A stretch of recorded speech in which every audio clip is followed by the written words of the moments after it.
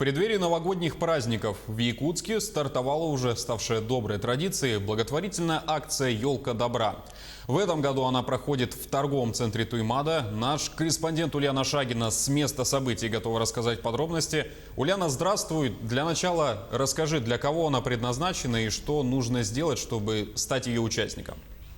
Василий, добрый день. Ежегодно меняется месторасположение акции «Елка добра», но не меняется от этого суть самой акции. В этом году акция «Елка добра» проходит здесь, в торговом центре Туймада, на 6-м этаже. А акция, она сама несет такой добрый и позитивный посыл. Ведь предпраздничные дни, особенно новогоднего чуда, ждут те, кто лишен родительского тепла и добра. Это воспитанники детского дома «Берегиня», а также учащиеся школы, коррекционных школ, интернатов. Ну что еще может пожелать себе на Новый год маленький человечек? Это робота, машинку, куклу. И акция, сама суть этой акции в том, чтобы исполнять заветные желания малышей. В этом году в торжественной обстановке акцию открыл руководитель администрации главы и правительства республики Афанасий Владимиров, а также заместитель руководителя исполнительного комитета Якутского регионального отделения партии «Единая Россия» Андрей Петров. И Афанасий Семенович Владимиров сейчас рядом со мной. Дадим ему слово. Здравствуйте. Здравствуйте.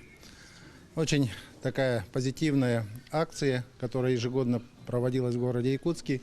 Ну а сегодня мы предлагаем подключиться к этому все муниципальные районы, городские округа, поселения нашей республики.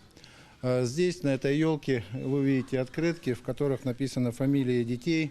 Я призываю жителей города Якутска прийти, выбрать себе открытку и приобрести игрушку для этого ребенка. Вот я выбрал для девочки, фамилию не буду говорить. Сегодня, наверное, для детей такого возраста важны эти игрушки для их развития. Поэтому мы с Андреем Петровым вот пришли, выбрали.